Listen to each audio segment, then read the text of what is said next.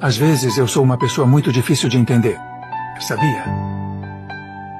Eu gosto muito de ser feliz, mas fico pensando coisas tristes na maioria do tempo.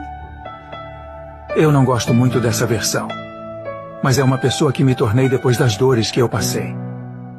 Às vezes eu dou uma de doido, dizendo que não me importo. Me faço de difícil. Mas a real é que eu me importo muito, sabia?